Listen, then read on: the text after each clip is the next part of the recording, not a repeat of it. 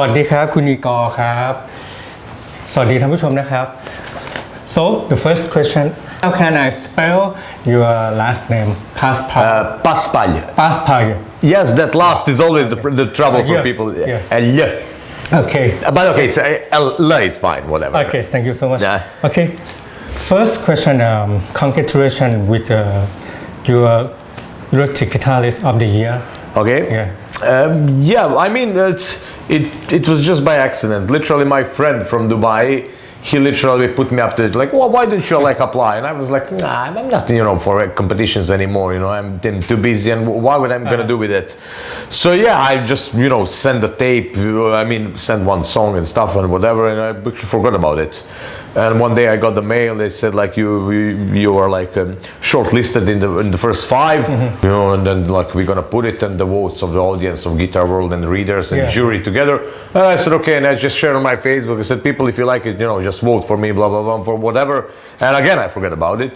And then one day they just sent an email that said yeah, you were chosen by the jury and all readers. Like and when they announced it in my country, they really took it with proud, and they were really happy about it. And I had tons of interviews stuff, and I get a big social media presence and stuff. So yeah, it came good. It came really good, and it's I have to say for me it was really great because I was grown up reading Guitar World and Guitar Player, and to eventually get their awards, it means much more for me personally than from the business side, that I'm gonna get more offers or whatever.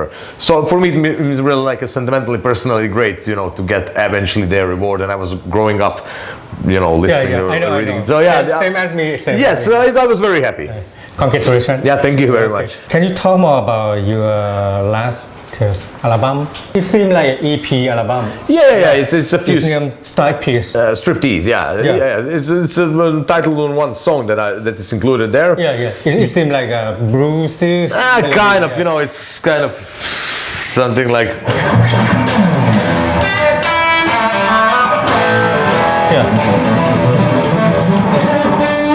Something like that, but I'm not a blues player, But this song is kind of, I don't know. It's just, the title of EP's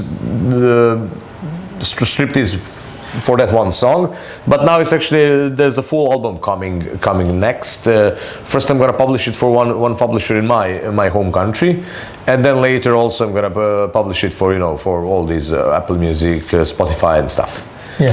So really wonder about how did you record this album? Because I love your guitar sound very much. Thank you.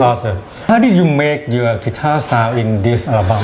To be honest, I wouldn't know exactly how each one of these songs was recorded a little bit differently. I know that Striptease is recorded on Kemper mostly. Yes.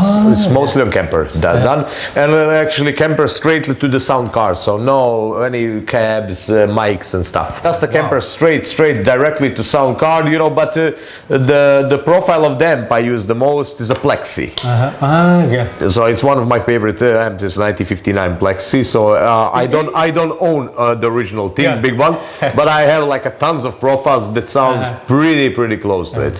Very lovely sound, very beautiful sound. Thank you very much. Okay, for the next one, let's talk about the song name Blitzkrieg. Blitzkrieg. Yeah. It seems like an attack of the military, right? Yeah, it's called because it's a very aggressive song and stuff. It seems like a neoclassical style. There's a lot. The neoclassical, but then some people actually thought that that I played the cover of Ingrid Malmsteen because he has a Blitzkrieg. But no, I didn't. I actually completely forgot. I just called it Blitzkrieg because it's very aggressive song and stuff. And but a lot of my music anyway is a little bit inspired by neoclassical style. I have to admit. I also, I'm a classically trained musician. I have a master's degree in music theory. I used to teach music theory. I used to, write science papers. I used to study harmony with analysis. So I'm very fond of classical music in general. And then, of course, through guitar, through the heroes of 80s, Ingrid Malmsteen and stuff. So neoclassical style is very close to me. I'm very fond of it. How did you compose the melody of these songs? I couldn't tell because every time is different. Inspiration always comes a little bit differently. Sometimes you just sit with guitar, noodle around, and you came up with something. Sometimes I just hear some drum beat that inspires me to play some riff over it. So it's always something different. So I don't remember actually for Blitzkrieg what I did first. Did I came up with the riff first or what? I don't remember. Oh, okay. When I came with the first part, I guess I just started playing around, laying down the beats, laying down the stuff, laying down the keys, and just it came. I honestly don't remember how it eventually turned out. Okay. Yeah. But I love it so much. Thank you very much. Thank you. Okay, for the next one, Throw It Away. Yeah. How did you tune your guitar string? That's the acoustic one. Yeah. Yeah. One. No, it's just a drop D tuning. So Drop D tuning. yeah. So just the E string goes to D. That's it basically. Okay. Yeah. It's very amazing melody. Thank you very much. It's very percussive. I mean, I'm not a big acoustic guitar player, but I try to do a little bit of that percussive stuff in that song. Something a little bit different. For the next, can you talk more about a Heartbeat Away? Yeah, that's a song. Yeah, this instrumental I came up and I recorded a long time ago. It was maybe some 13 years ago. I love this song because you mix the Middle East. And there's some big drums in the background, kind of epic style, I remember I came with this one just playing that little beginning riff that. I remember, and then later I made the intro, and when I started laying down arrangement, it just gets bigger and bigger. I put the first just normal drum beat, and I said, no, I need the loop in the background. No, I need more big hit drums, and then eventually it came to like a 50 tracks or something. Yeah, and I just said, stop, that's enough. Now it's getting too much. It's 50 tracks. Something like I don't remember. I would need to open up arrangement, and it was so long ago. I don't even know do I have this arrangement anymore. Hopefully, I have in my old computer. I will need to check definitely. So you mean this song it seems like you ready to fight something? And yeah, it has this. I guess it has this like a kind of epic feel, Yeah. Okay, for the next Breakneck. Yeah, Breakneck. Yeah, that's the song that I came up with pretty recently. It's a part of instructional literature for JTC Guitar, the company I'm working for. It's really amazing melody. Yeah, thank you. Again, it has this kind of epic, style of melody, but it's more designed to be a song with a lot of technical problems, guitar problems inside. So it's made for JTC to be more like instructional literature, but also so it doesn't sound only like instructional literature. So it has like a form of a real song, but there's a lot of technical problems in there to solve. Economy picking, sweep picking arpeggios, tapped arpeggios. So basically for students, I have full tutorial on it on JTC how you do this every single note and stuff like that. So yeah, it's really amazing. Thank you very much again. For the next, your favorite one, Anthem. Yeah. How come this idea? Again, Anthem. I also made this song a long time ago, and I again redid it for JTC. Again, it's pretty much it's like a theme with variations, but it's basically homage to one of my favorite guitar players. You can hear that it's influenced heavily by Yngwie Malmsteen. Yeah. So I have even a lot of comments over internet, it's like Yngwie's copy, whatever, but it was made to be like instructional literature for a neoclassical style. Okay. So because once you said about this song, you mix, you bring maybe 25 like something mixed together. Yeah, but it's basically it's like a main. You have your main theme that goes always.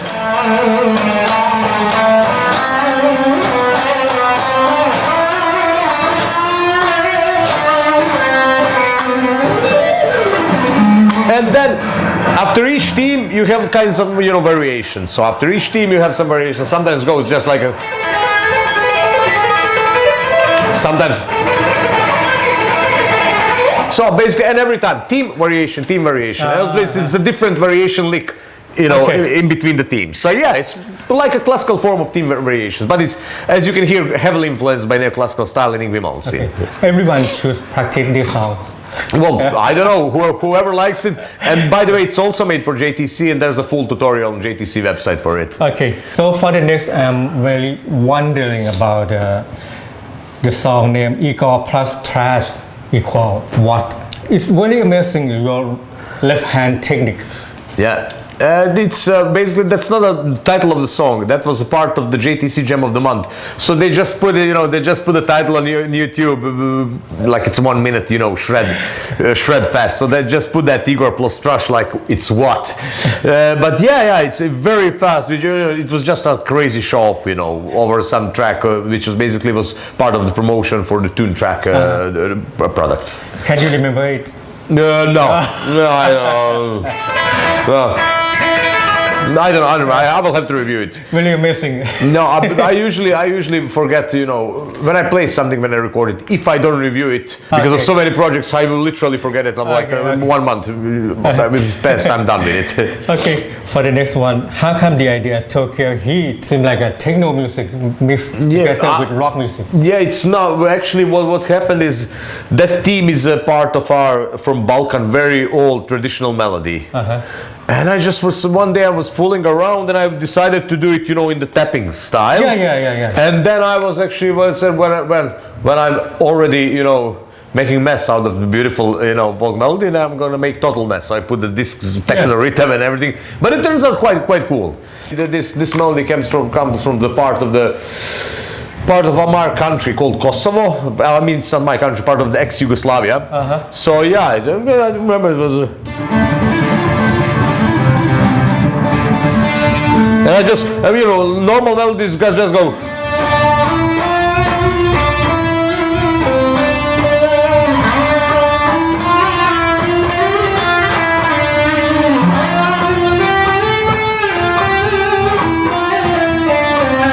Something like that. Actually, but I made it to sound a little bit, on my own way. It smells like a Viking.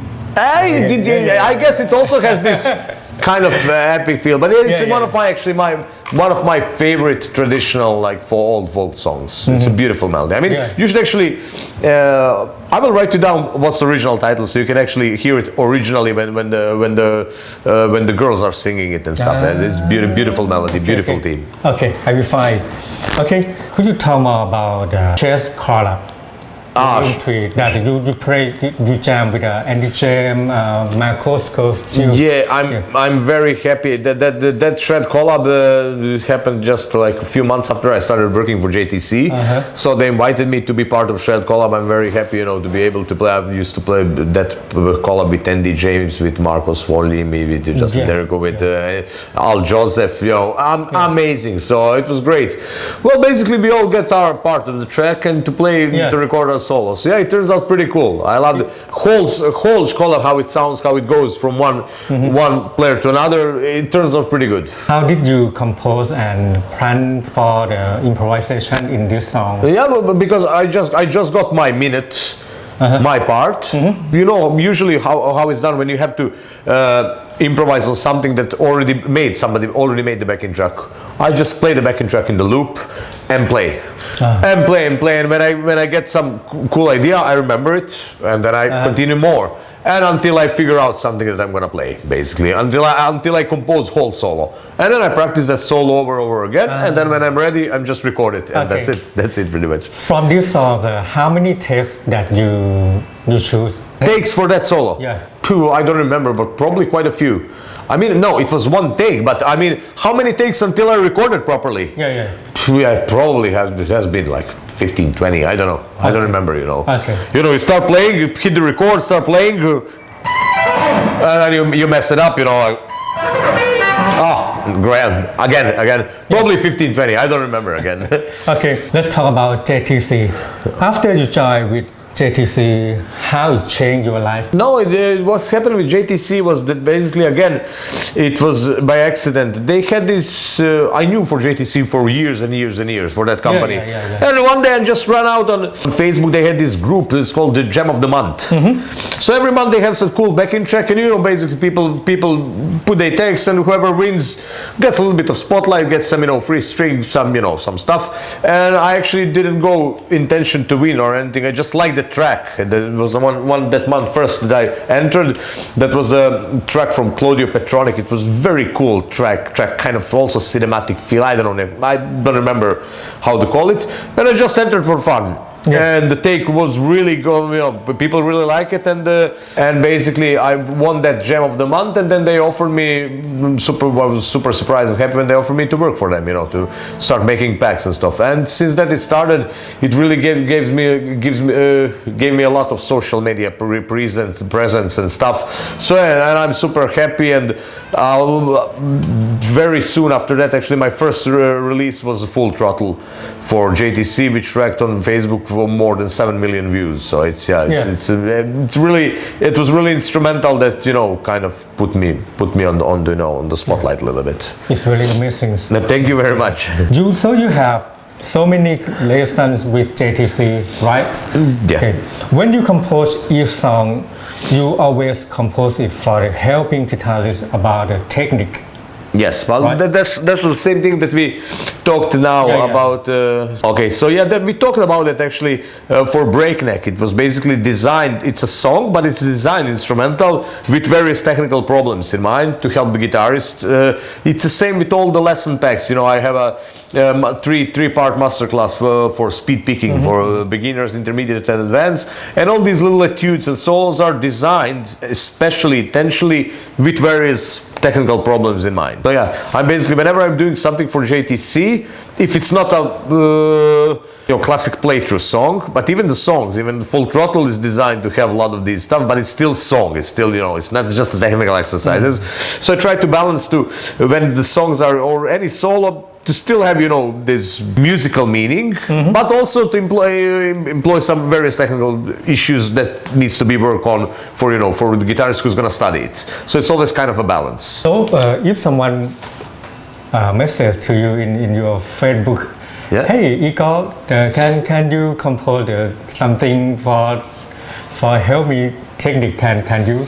Yeah, actually, I can. No, that's what when I'm doing private lessons. I do a lot of private lessons. I have students really from all over the world, and we always, when somebody says, how I'm bad with alternate picking, always, I can design the exercises with various problems. So I always try to identify what's the problem. Is it transition to adjacent string? Is it the outside or inside movement picking? And when I figure out what it is, I can easily design like a small etude or show that person how to basically show him one or two exercises and how to vary them and make their own version of these exercises to help them overcome that particular problem. Okay. If someone wants to learn with you, how should they do? But basically they can contact me through my website, igorpaspalj.com. They can contact me through, I'm on all social medias.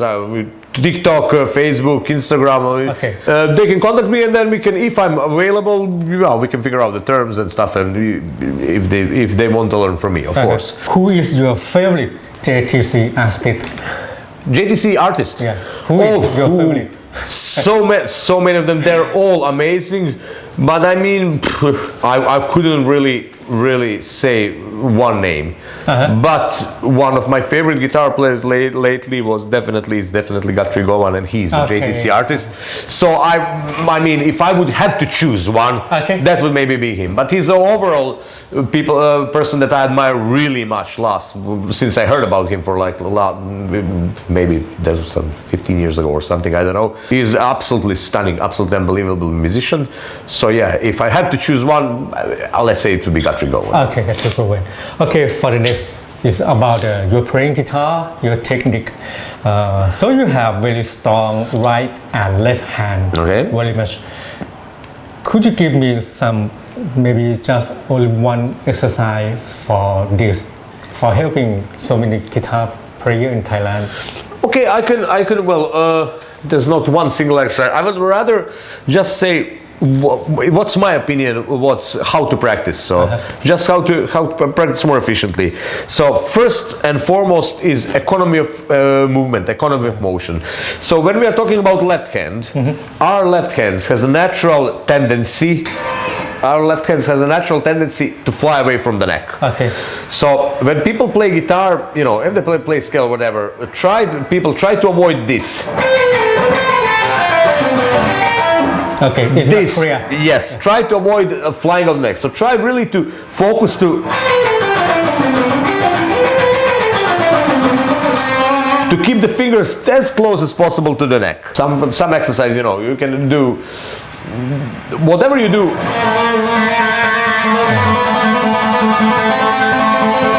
Try to avoid Okay. this. And basically same goes for the right hand. When you're practicing slowly, don't make too big swing with the right hand. So don't do. People has tendency to do this. So again, less possible movement. Also, one very important thing is play, when you're practicing slow technical stuff, play really dig in with your right hand, because when you start to speeding it up, you will definitely lose a little bit of that strength. So the faster you go, the motion is even smaller and your strength is going to be low. So in order to work on your stamina, when you're practicing slow, don't practice like this. Practice, and it's gonna even sound better. Look, if I really, or it just has more authority to practice louder, and you will also develop more stamina in your right hand, and overall when you speed it up, it's gonna sound better, and you will have more strength in your right hand. For your right hand technique, so you do have so rightly picking. Yeah, it's again, position of right hand, you cannot never say it's there's a right or wrong. You can see so many players play differently. You know, you have one Michelangelo who is playing like this.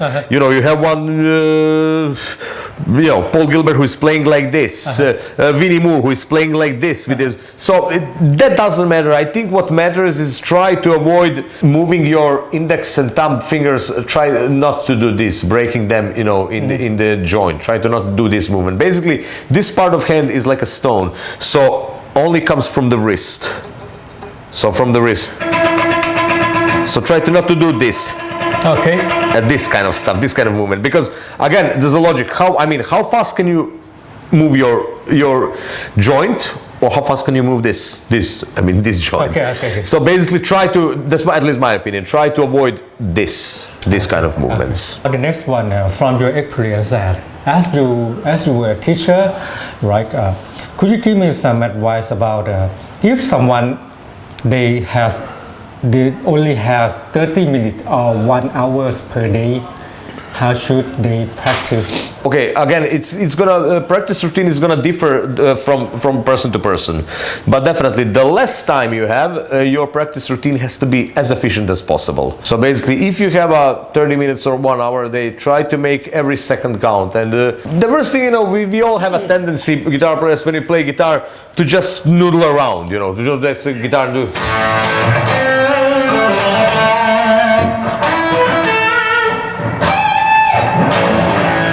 No, that's basically wasted time. So if you have a little amount of time, try always to focus on your weakest point. So that's also one thing that guitar players and probably other musicians, you know, we have to be tendency to, you know, whenever we have some time to play, to take guitar and play something that we know how to play very good. So for example, if you are good at alternate picking, when you have limited time, pick up guitar and just alternate picking. Do sweep if you are not good. So basically, focus your time on the things that you are not doing very well. Because if you are doing something very well, don't focus your time on that. Focus your time on the technique or whatever, or lick that you are not very good at. You know, so that's basically it. If you have a whatever time limited, you have first and foremost work on the stuff that you are not very good at, and you want them right to the stuff that you want to improve. Work on these stuff more, and the stuff that you're already good. You know, don't just repeat. If you like to play a riff of some song, don't just play this riff all over again. If you're good at it, just leave it aside and try to learn other one that you're not very good at it. Okay. So that would be basically the short advice how to use your time. How did you practice the speed picking in maybe 30 minutes? Well, how do you practice it? You take, for example, you can take.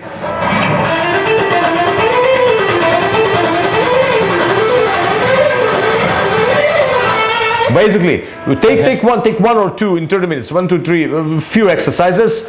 Fire up the metronome, or I personally don't like to play with metronome. I like to play with the drum machine. Okay. With the drum beat, because you get pretty much same effect and it's much more musical. I'm very annoyed by it. Tick, tick, tick. So basically, I would always recommend take one exercise and move it around, you know, force, you know, so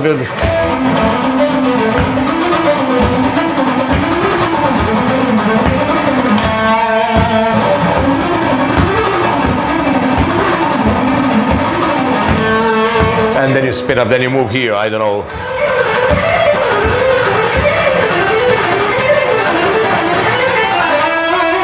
And stuff like that. So basically, and also when you're practicing this stuff that requires speed and stamina, if you learn, that's very important, if you learn the lick, very simple lick, like for example like this one,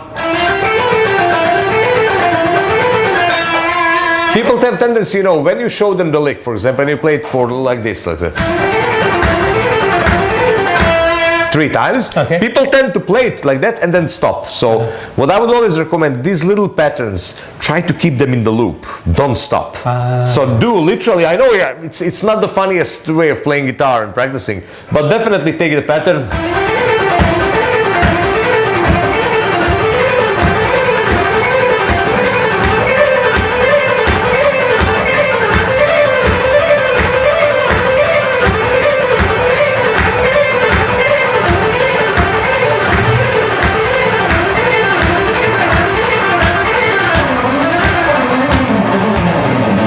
Don't stop. Try to keep it as long as possible, because that way you're gonna develop stamina, more stamina. Okay. So it's not only speed. You have people that can play fast, but only very limited amount of time, and then their hand starts, muscle starts to cramp, and they cannot put it, Okay.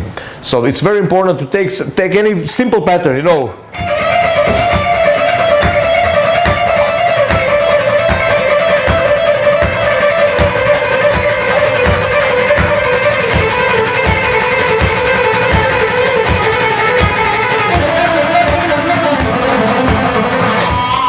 Just keep it, as long as you can do it. So that's very good routine to just to increase your stamina, both of left and right hand. Okay, for the one big problem about the speed picking, when we have to play on only one string, if we can play fast, right? But if you want to play between 2 strings, it will. Yes, that's so you know what I mean. It will spend a lot of time when you. That's the full problem of alternate picking, transition from string to string. Yeah. So basically, you have this movement from when you play. If you start with a downstroke and all these, most scales that we are playing are 3 notes per string. So alternate picking always go differently, right? Down, up, down, up, down, up. If you start with the downstroke. If you start with upstroke, it's going to be up, down, up, down, up, down. And then basically you have these two ways of transition. You have this outside, so down, up, so down, up, right? And if you start with the upstroke, up, down, inside of strings. You see, inside of the strings, say right hand. Or outside. Okay. So basically, again, design very small little exercise like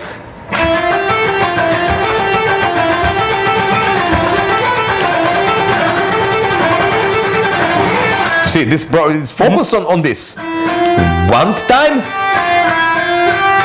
2 times, 3 times, and then just to finish exercise like this. Okay. So design little snippets, little patterns that are focused on solving that exact problem.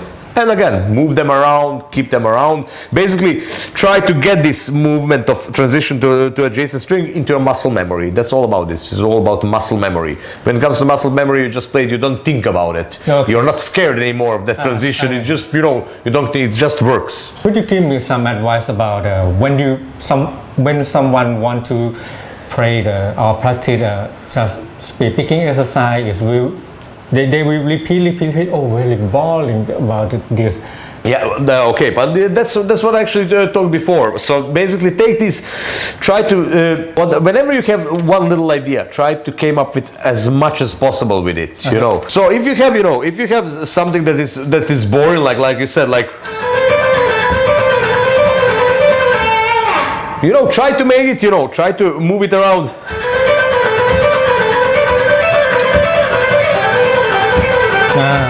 See, try to make it more musical. Basically, move it around, play it around, move it.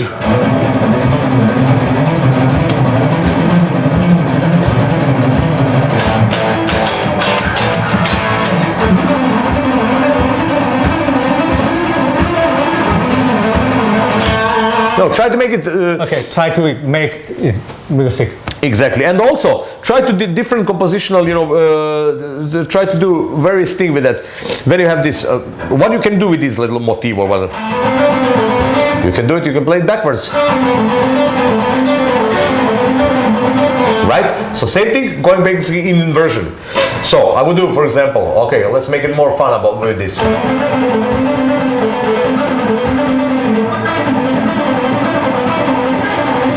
Vary it in different ways, play around with that motif as much as you can. Okay. How did you balance the speed and feel? Well, it's hard to explain. I try to balance it, Okay. It's always, whenever I'm playing something, I just try to have some main theme or motif that I'm gonna exploit. It's gonna basically get into people's, mind easily, and then I'm gonna interrupt it with some, flashy runs, just to make this big contrast between the melody, and improvisation and stuff. So yeah, I don't think it's a good to have only one, either just playing melody without any, there has to be contrast, between the melody and some development, and then going back to the melody and some further development. Okay. So yes, basically I'm trying, to do that, balance between the melody and melody and technicality. Did you get the pain about when you practice guitar? Pain.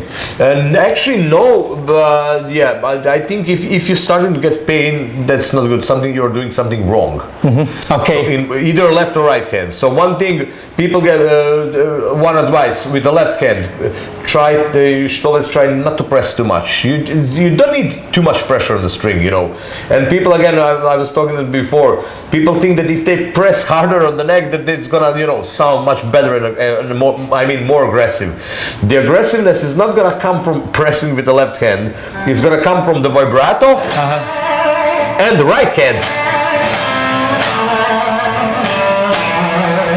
So if you press too hard, you're straining your muscles. Okay. You get in danger of getting, the carpal tunnel, tendinitis, whatever, So you don't need to press hard on the left hand.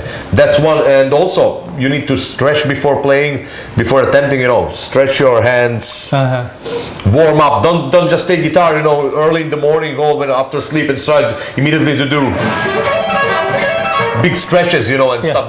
Don't do that, First take it easy, few maybe exercises, few chords, whatever, just like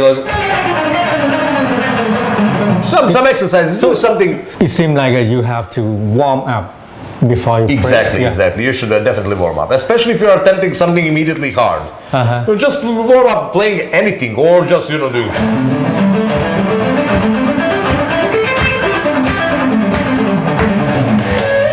It doesn't have to be fast. Just warm up, just to get your blood running, through your veins and stuff. Yeah. Okay, for the next, what is the first song that you practice speed picking? I remember when I started playing, my big wish was to learn how to play Alla Turca from Mozart.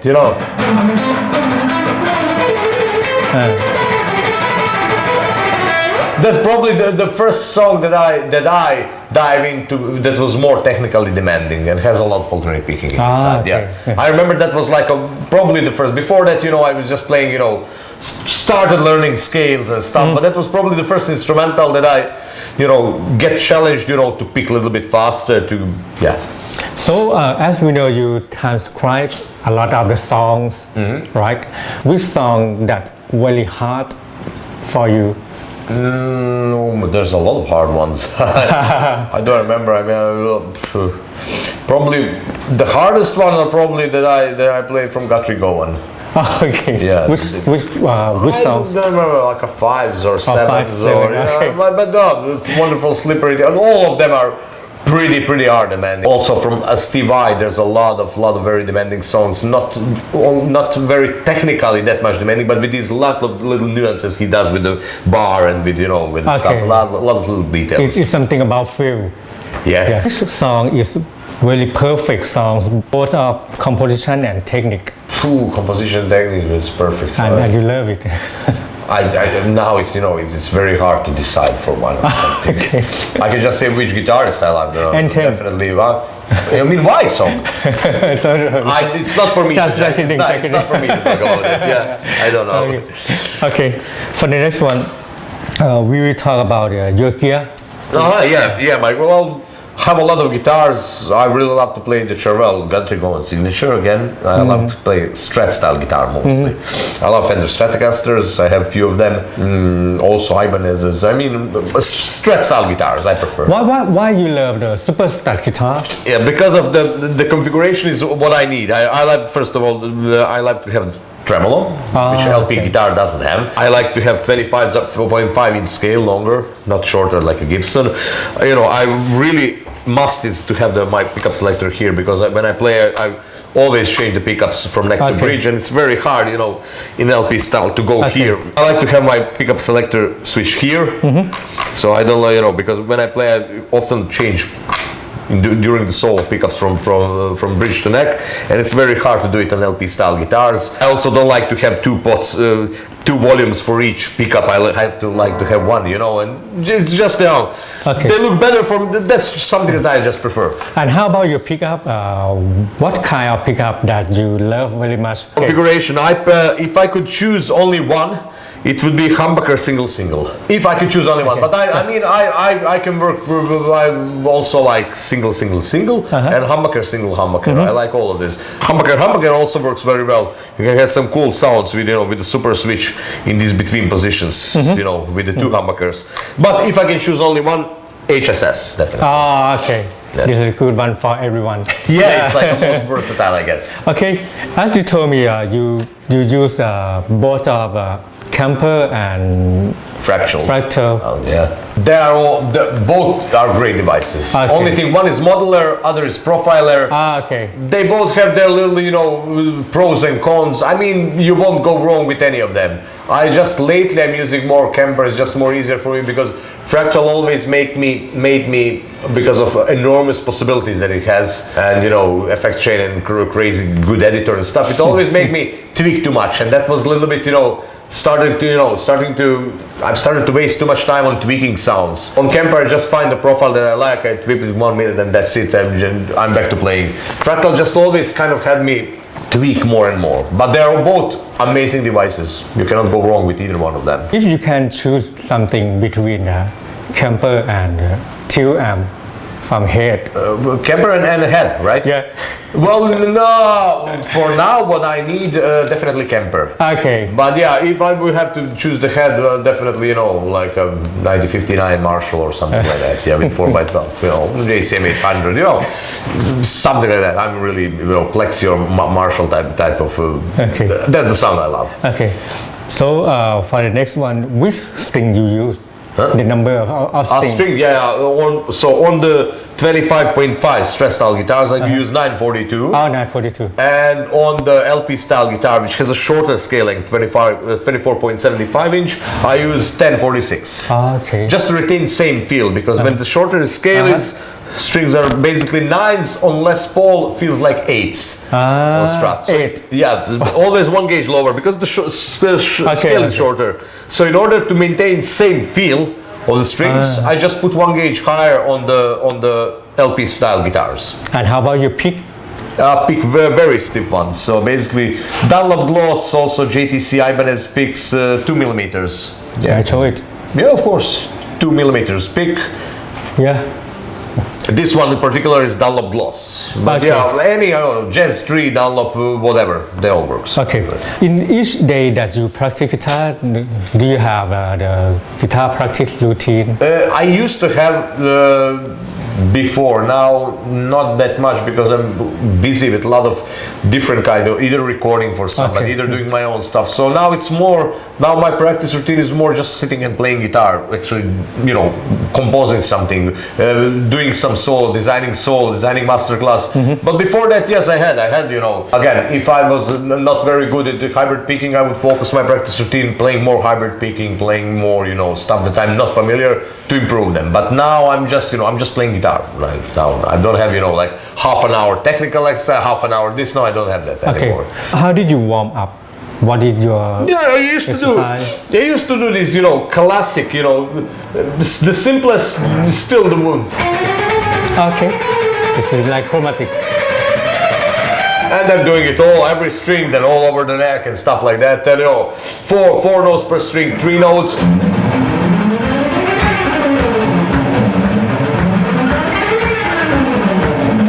And stuff like that. So basically like that. They're simple, they're not very musical, they're actually boring. But you can always make out of them, you can start to make something musical eventually later. Please give me the name of your favorite guitar instructor video. Video? Yeah. I had a lot of them. I was grown watching the... Just 3. Huh? Just 3 names. 3 names? Yeah. Instructor video, okay. Winnie Moore.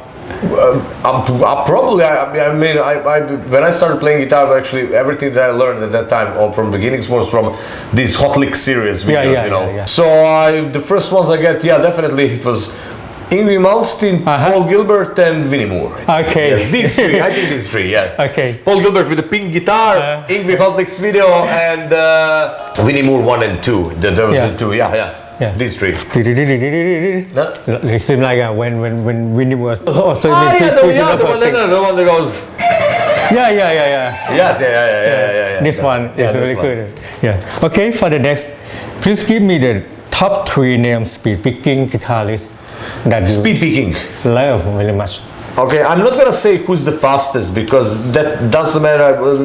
What sounds best to me. One of them is definitely Paul Gilbert. He has such a beautiful, aggressive picking style. So, but definitely Paul Gilbert. Well, I would say maybe Yngwie Malmsteen. And maybe Winnie Moore. No, many more. Maybe even Sean Lane. But Sean Lane. He's out of any competition, I guess. Yeah, really amazing person. Yeah, amazing. Absolutely out of this. He's absolutely out of competition. But I guess let's say these 3. Again, it's hard to decide. There's so many great players, speakers that I like. So it's hard, to choose between them. But let's say these 3. Okay, for the next, which album or artist that you listen to at the moment? Nothing in particular. I mean, I'm following mostly guitar music, to be honest, and I also like to listen lately a lot of like movie scores, kind of music and stuff like that. But no, nothing in particular, to be honest. Nothing in particular. So for the next, which album changed your life forever? Definitely the things that make me play guitar started is the Eddie Van Halen Eruption. Eddie Van Halen. And the Yngwie Malmsteen first Rising Force album. These 2, when I heard that was it. I decided I have to play guitar and I want to do this for a living. And definitely. But first Eruption, Eddie Van Halen. Okay. For the last one, what is the most important thing that guitarists should pay attention, but they are not? Okay, so definitely what a lot of younger players when they start playing guitar doesn't pay too much attention is vibrato and bending.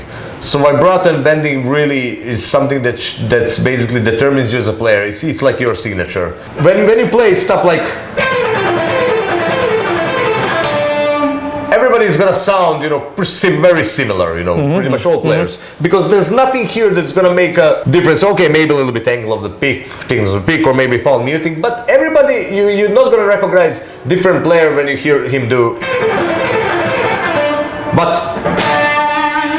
everybody's gonna have this note. Everybody's gonna sound a little bit different. That's your signature. So that and